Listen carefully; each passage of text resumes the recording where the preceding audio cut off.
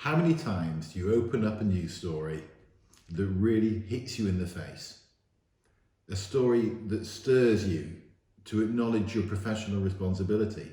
I wasn't part of the Manchester bombing attack, but the news story about the inquiry and the impact e-learning could have and should have had inspired the topic for today's seminar. For all the years I've worked in this industry, I've loved it. I'm so proud and passionate about what we do, and I'm acutely aware of the responsibility we hold. I'm going to talk to you today about the reason why I believe what we do matters, why it's important to create learning that matters. As learning professionals, we all know the impact successful workplace learning can make to the benefit of both the organisation and the individual. Effective training can improve productivity, sales, reduce costs, drive up profitability, and it helps individuals. It helps them do their current job well. It can also impact their career for the rest of their lives. But it's easy to neglect what the impact can be when training goes wrong, when training fails. Sure, organisations can lose out on the benefits it might have accrued from a successful training programme. But when training fails, when it's training that really matters, it doesn't just hurt the individual, it hurts society. So whether we're working for an agency or a L&D department in a business, we're responsible for producing learning across a huge range of subjects. And as we know, the ultimate goal of pretty well all training is to change behaviour. And in the first instance, that change behaviour is to the benefit of an individual, the individual. Whether it's to make them safer or healthier, or to make them more effective, more productive, and subsequently more valuable. In short, is to improve the learner in some way. And this might result in them being happier, healthier, or more successful in their job, in their career. In this way, we produce learning experiences that improve people's lives. This, in itself, is a wonderful responsibility. However, when we as a profession produce ineffective learning, we let down the learner and we let down people. And when we produce learning that works, we improve people's lives, and in ways that we can't even begin to imagine. We produce training across a very wide range of topics. There can certainly be a real impact on somebody's career by them learning how to use the latest release of the company's IT system. But some of the training we as a profession are responsible for producing and delivering can be literally life-saving. I was reminded of this most recently when reading reports of the Manchester Arena bombing inquiry.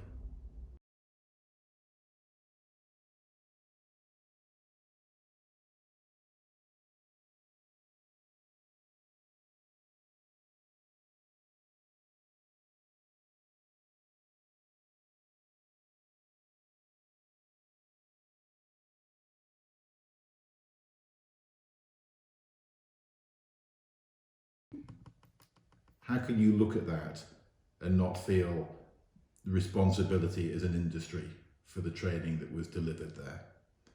Here's another example from the Grenfell Tower inquiry.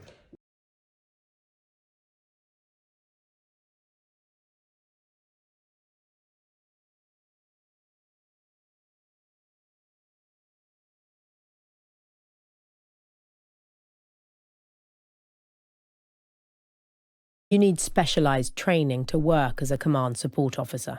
I think it was an 8-day course. It's essentially dealing with the functions of the command unit, so you wouldn't necessarily do training on specific types of incidents. Right, I see.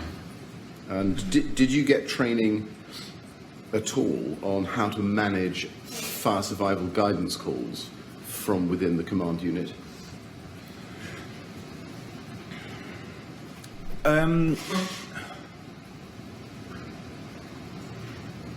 I'm afraid I really can't remember.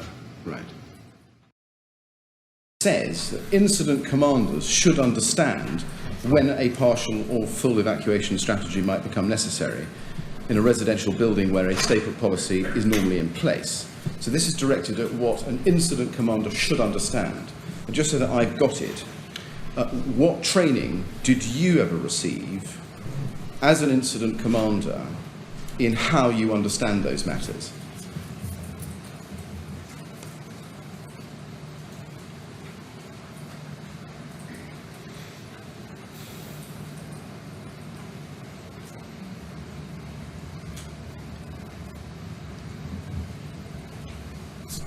As an incident commander, I can't remember any time that I'd actually been on a training course that would facilitate that. And finally, we're going to look at the Deepwater Horizon spill.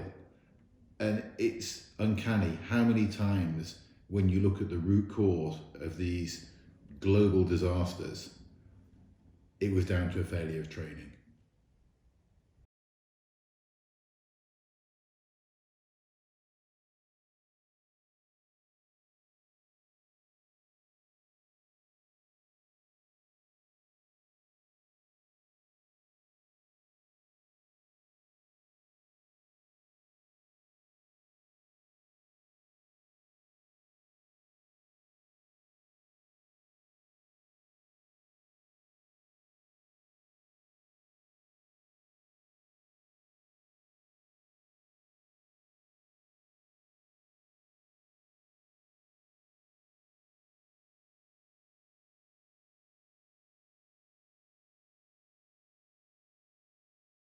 Of course, these disasters that are in the media, high profile, big impact, it's easy to think that the training that we produce on a day-to-day basis isn't also critical to people's livelihoods and lives.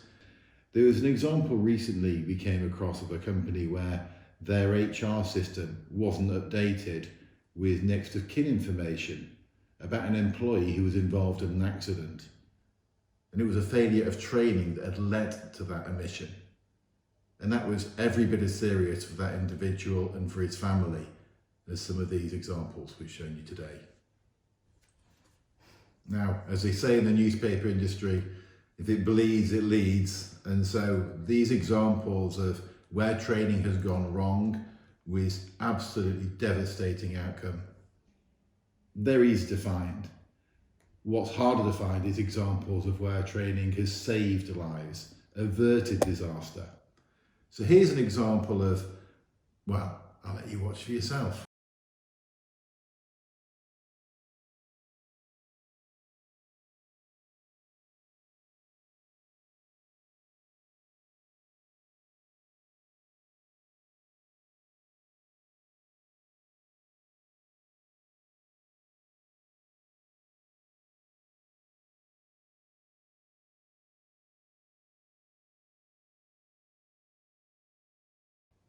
No one's going to step in and say that the training we're producing isn't effective. The responsibility for that is on us. We're the professionals, we're the guardians of the quality and the impact and the effectiveness of what we're producing. It's so easy when we're producing digital content to produce something which gets rolled out to hundreds or thousands of individuals that we know in our heart of hearts is ineffective. It has a quiz that they could pass without taking the course. It's designed in a way that they can click through without really stopping and understanding and taking on board the information. They say that bad design costs just as much as good design. And I think it's true also in training that bad training probably costs just as much to produce as good training. It certainly costs a lot more in the long run. So what I'm asking for really of us all is not unobtainable. It should be an absolute bare minimum requirement of the training that we put out there. And no one is going to be the gatekeeper other than us. It is our profession. We're responsible for the standards. We're responsible for when it goes right, and we're also responsible for when it goes wrong. And we should all stand up to that. Thank you. Thank you, Matthew. I'm going to take some time now to talk you all through how some real life examples, and in the learning and development that as training professionals, you and I are responsible for creating every day, how can we incorporate some of the learnings from the thought-provoking examples that Matthew has shared? I suppose it begs the question if the ordinary and possibly less high profile, less risky learning and development that we create on a day-to-day basis is as high profile as the examples we've seen. Are the stakes really that high? Well, I think there are some parallels that can be drawn from that. And actually, from my own experience of talking with customers in so many different industries, in so many different topics of learning, there are some methodologies, there is some best practice that I'd like to share with you about how to avoid being in that kind of limelight. After all, you or I would hate to be in a position where we were responsible for creating learning that missed the mark to that extent, and it becomes something that becomes national news. So what can seem as being something fairly low risk and low profile can escalate if the worst happens. And today's seminar has been all about creating learning that matters. So I'm going to spend some time with you now and talk to you about some real life examples and share some best practice with you, how to avoid being in that situation where we've created learning that's ineffective, but also how to really stay true and almost purist to that desire to create learning that matters.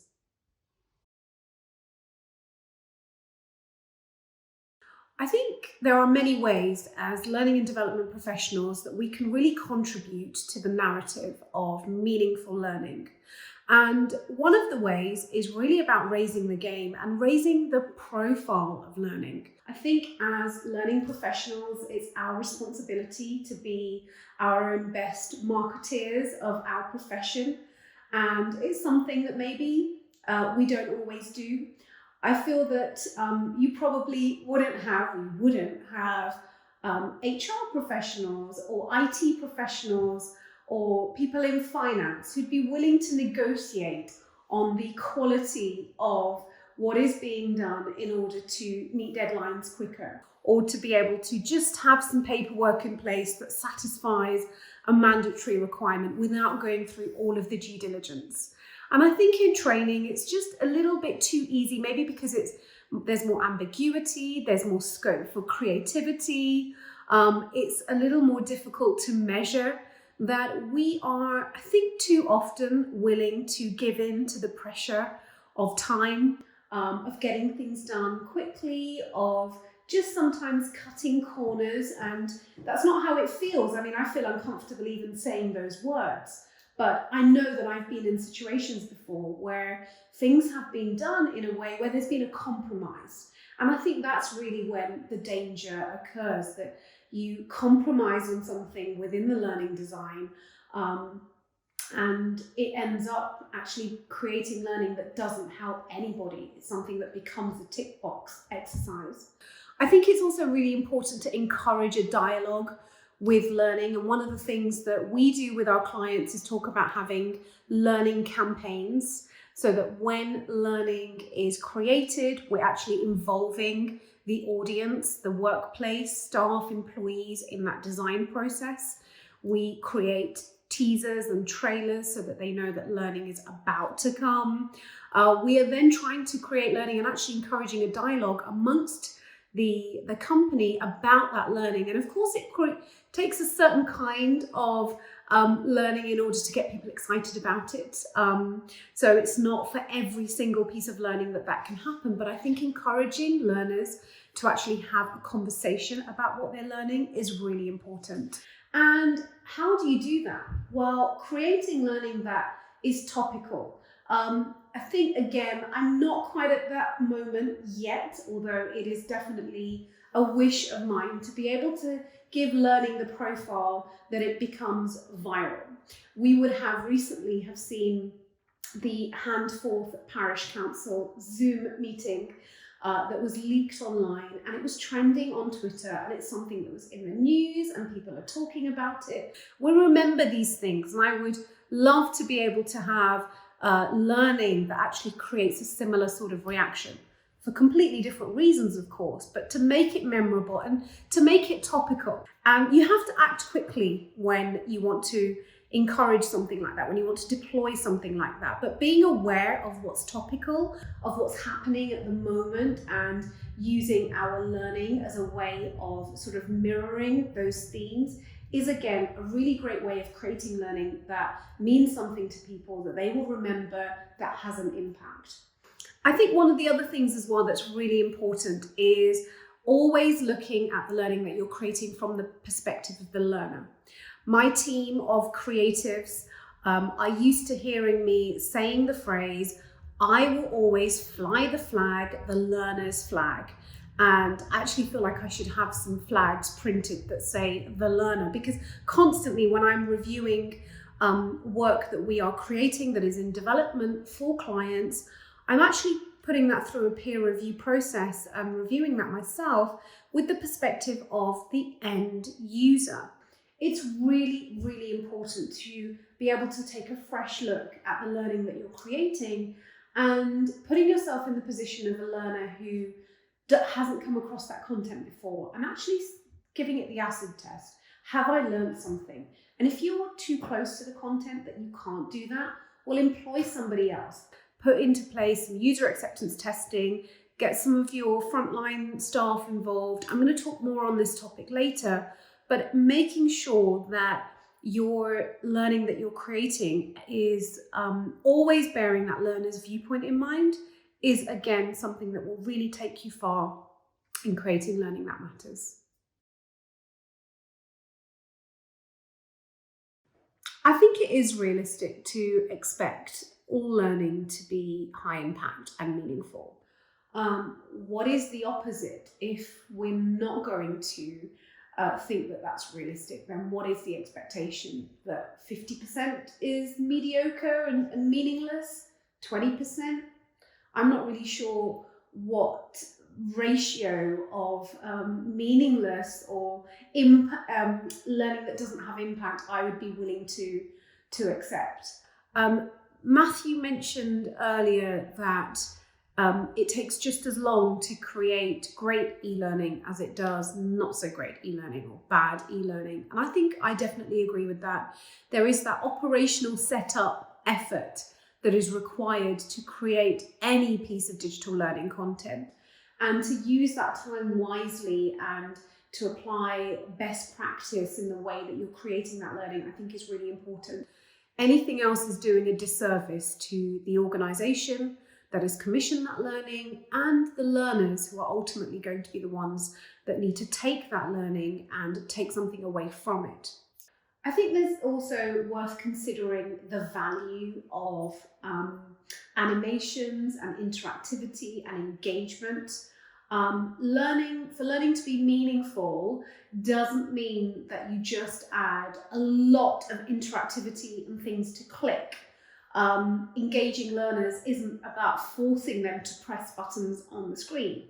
It's also not having any interactivity at all. Sometimes when I see those courses that have got a lot of text and then a next button, I feel as though the next button should be called an escape button, because learners are just clicking it, trying to exit the course as quickly as possible, not really taking anything in. One of the acid tests that I always do when I'm reviewing some digital learning is I actually try to skip through as quickly as possible with the minimal effort. And then I carry out the assessment if there is one. And I see if I can pass the test, pass the assessment and get a pass mark without having taken on any of the learning at all.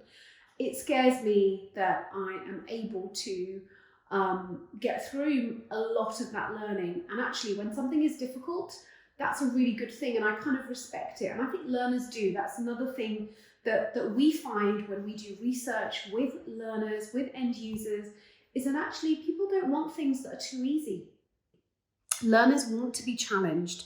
They want to sort of something to stop them and make them think. And so I think that there's something to be said there about the use of interactivity, the use of animations, the use of questions, the use of assessments. There's a sweet spot to be found between engaging your learners and irritating them. And I think that's where great learning should live, just in that little sweet spot. It's not always as straightforward as being able to just get there, but I think that as learning professionals, it's our responsibility to make sure that we create learning that does hit that spot.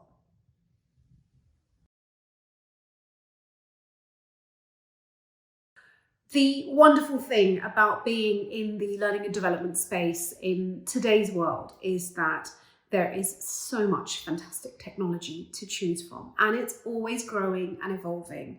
And it really makes me a little sad that we're not getting to experience learning technologies in the way that we do, the way that we used to year on year. For me, it's always like going to a candy store of learning, and I love to see all the different innovations and products and services and really how far the industry goes, and of course contributing to that as well as Omniplex and Cursing. It's such a great melting pot for new ideas and new technologies and innovation. But really, one of the things that I feel like I always sort of advise and caution against is that having great technology isn't everything. That's of course it's a great enabler, it's a platform, it's a tool. But to think that you've got some fantastic digital learning software, whether that's an authoring tool or an LMS or a piece of animation, is like sort of saying that everybody who has access to PowerPoint knows how to create automatically, is instilled with the skills to give a TED Talk style presentation, or everybody with access to Microsoft Word has the skills to write a best-selling novel. And of course, we know that not to be true. So I think that one of the sort of greatest barriers to creating learning that matters, and this is an oldie but a goodie, I will come back to this classic learning and development fundamentals, is defining measurable learning objectives. I know it's, a tale as old as time, but too often when we work with our customers, actually that's a step that's sort of been either skipped or assumed or just not really done properly in the way that, us purist learning and development professionals know that it should be done. And being able to define exactly what you want your learners to achieve by going through this training, I think is so, so key. And I come back to this as a fundamental every single time. And that's okay if your measurable learning objectives are that you simply want your learners to recall information, just memorize information. That's okay, but that should really drive then the learning journey. If they are memorizing and recalling basic information for a process, for example, or a policy, then do they really need all of this background context that is really important to the subject matter expert or the department that leads and owns that content but doesn't really help the learner at all? It actually just creates more noise. Whereas if you want your learners to actually behave in a certain way, you want to impact their behavior and their mindset, then of course you need to design your learning in a completely different way and give them an opportunity to understand the impact of their choices and their behavior, and to be able to practice that in a simulated way using scenarios, for example. So I think defining the learning objectives and making them measurable is really, really important, and then measuring those learning objectives. And of course, it's not just as simple as doing an assessment at the end. It's about reinforcing that learning, but I think those things are really, really important. Where learning objectives are not identified and the training and your digital learning doesn't then follow that path in order to achieve that, I think what you end up doing is losing your audience. Now, I really hope I haven't lost my audience as I'm going through this seminar, and how I wish this was interactive. I know we'll get an opportunity to do some Q&As at the end, and I really hope you're sort of hanging in there as engaged as you can be watching a seminar. We'll have an opportunity to interact at the end. But I think it's really important to not lose your audience, ironically. And one of the things that I think as well is that can be a barrier to creating learning is to make sure that you have the buy-in of the right stakeholders. You know, sometimes training is commissioned where training is not the answer, it's a process issue, it's a management issue. And other times, there are times as learning and development professionals where we should really advocate those areas where we think training should be commissioned, where we see the gaps, where we see the opportunities, where we see the potential to impact the workplace, the workforce in a positive way. I think that's something that is going to be all important as we continue in these unpredictable times, as we continue to adapt now, as opposed to just survive and be resilient. Having the buy-in from management, I think, is really, really important.